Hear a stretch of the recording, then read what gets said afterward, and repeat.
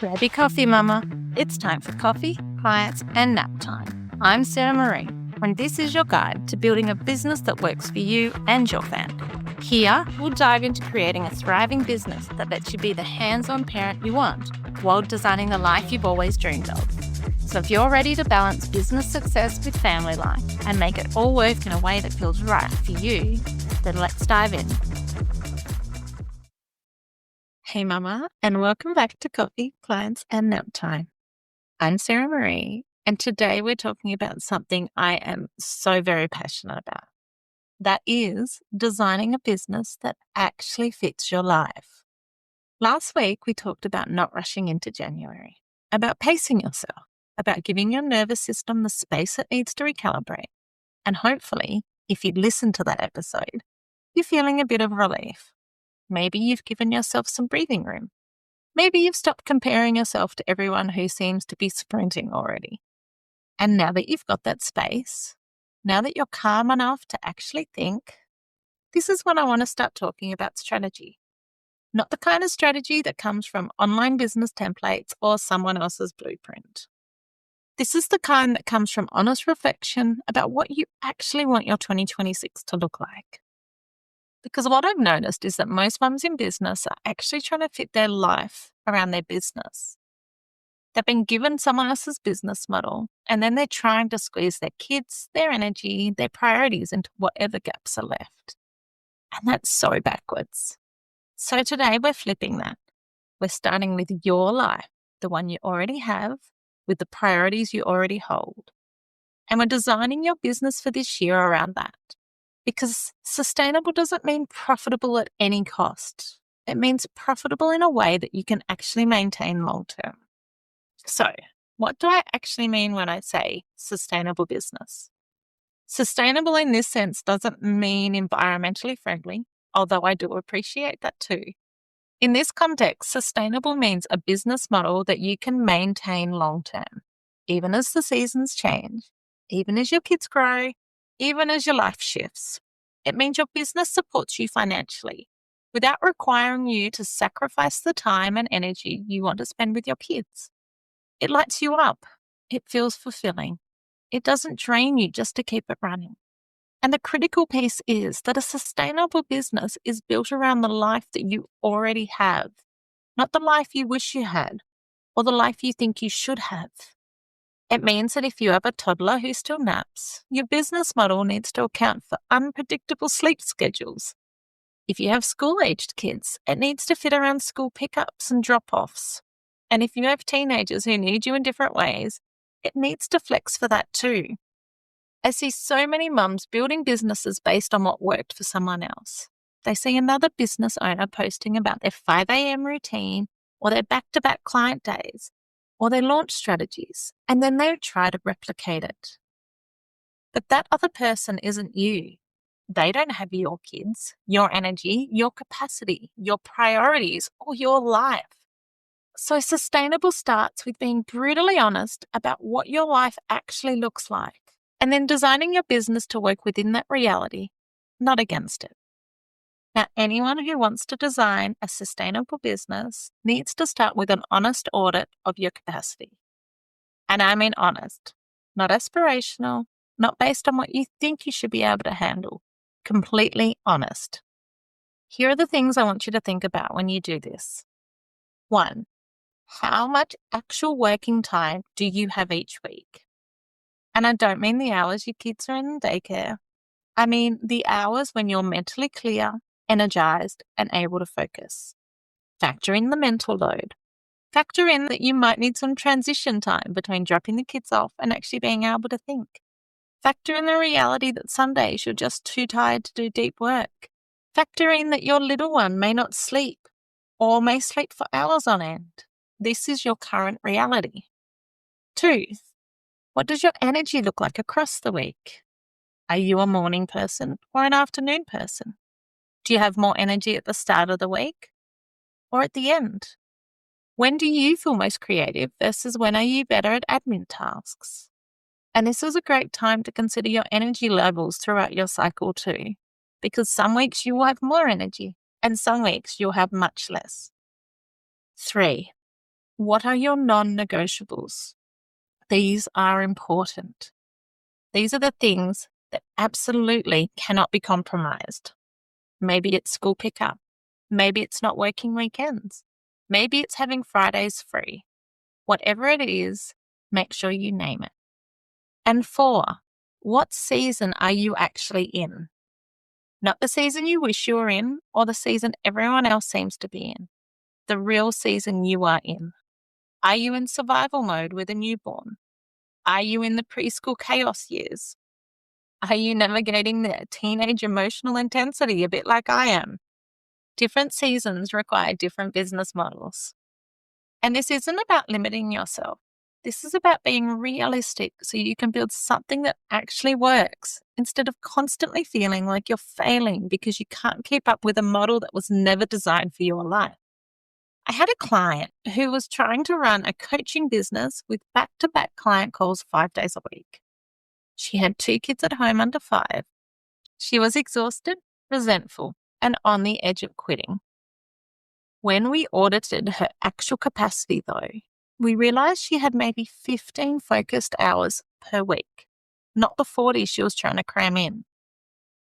So together we redesigned her business around that reality. Fewer clients, higher prices, asynchronous support options, same income, completely different energy. Now, once you've got some clarity on your actual capacity, there are 4 questions that will help you design your business model. Question 1, what do I want my days to actually feel like? Not what you think they should feel like, not what looks good on Instagram. What do you actually want? Do you want spaciousness or do you need structure?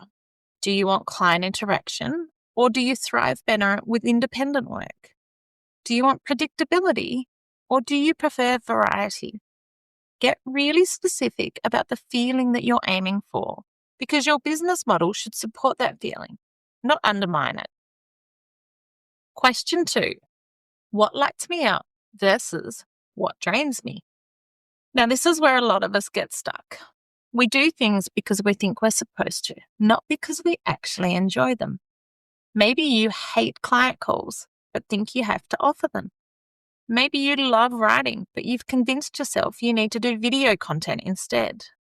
Your business should be built around your strengths and what energizes you, not what drains you just because it's what everyone else is doing. Question 3, what does financial sustainability actually require for you? Now here you need to be specific. What do you actually need to earn each month to feel secure? Not what you would love to earn someday, but what do you need right now? And then reverse engineer that. If you need, say, $5,000 a month and you can realistically work 15 hours a week, what does your pricing and business model need to look like to make that work for you? Now, this isn't about lowering your standards. It's about designing with intention instead of just winging it.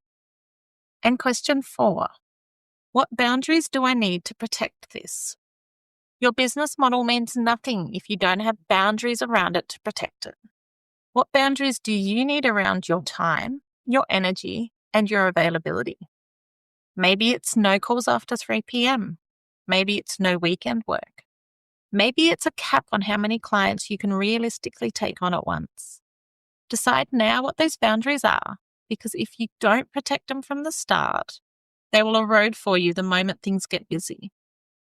Now, these 4 questions aren't just planning exercises or for fun. They're the foundation of a business that actually fits your life instead of consuming it. Now, some of you listening already have established businesses. You're not starting from scratch. You've got clients, you've got offers, you've already got systems. But have you considered that maybe those systems were built for a different season of life? Maybe they worked when your kids were babies and slept more, but now they're in preschool and need you differently. Maybe they worked before you even had kids at all. But just remember, you are allowed to redesign. You're allowed to change the model, even if it's been working.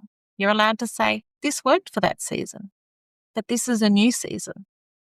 I see this all the time. A business owner who built something successful when she had 1 child, but now she has 3 and the model just doesn't fit her anymore. but she feels guilty changing it because it was so successful. Or she's worried clients won't accept the new structure. But if your current model is burning you out, it's not sustainable. And if it's not sustainable, it won't last. You'll either quit or you'll resent it, and neither of those outcomes serve anyone. So look at what you're currently doing and ask, does this still fit my life? Does it still feel good? Does this still align with my capacity and my priorities? And if the answer is no, you get to change it. You can shift your pricing. You can change your delivery model. You can reduce your client load. You can add asynchronous support options. You can restructure your week.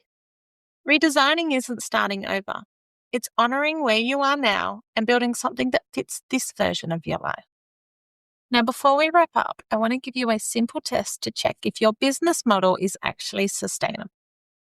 Ask yourself this: could I maintain this pace for the next 12 months without burning out? Now, this isn't, could I hustle through it for a few months and then take a break? I'm asking, could you genuinely maintain this rhythm, this workload, and this structure for a full year? If the answer is no, then something needs to change. Because sustainability isn't about surviving. It's about thriving in a way that you can actually maintain. In fact, here's another way to think about it. Would this business model still work if you got sick for a week? Or if your kids had a rough month? Or if life threw you a curveball? A sustainable business has built-in flex. It doesn't require you to be at 100% capacity 100% of the time. It doesn't fall apart the moment you need to slow down. And that's what we're building here. Not a business that works when everything's going perfectly, but businesses that work in the mess of real life. We're talking about businesses that support you through the seasons, not just in the good ones. And that's what sustainability actually looks like. So if this episode has given you some clarity about what you need to change or redesign in your business, I would love to hear about it. Send me a DM at balancedbizmama on Instagram and let me know. What's one thing that you're redesigning in your business in 2026? And if you want hands-on support actually implementing these changes, not just thinking about them, but making them real, I have one-on-one mentoring spots available now. We can work together to audit your capacity, redesign your business model, and build something that actually fits your life. Head to my website to book in a session, and let's design your sustainable 2026 together. And remember, Ma, your business should always fit your life, not the other way around. And that means starting with honesty about what your life actually looks like, not what you think it should. Sustainable isn't just profitable. It's profitable in a way you can maintain. It's fulfilling without being exhausting, and it's built around your priorities, not in spite of them. So I urge you to take some time this month to audit your capacity, answer those 4 questions, and redesign anything that needs redesigning. Because a business that fits your life isn't a luxury. It's the whole damn point. So until next time, design your business with intention, honor your capacity, and remember, you've got this. Thanks for joining me on Coffee, Clients, and Naptime. If you've enjoyed today's episode, don't forget to subscribe, leave a review, and share it with another mum who's ready to build their dream life. You can also join our Facebook page or Instagram to stay connected every day of the week. The link is in the show notes. Just remember, you've got this, and I'm here to help every step of the way.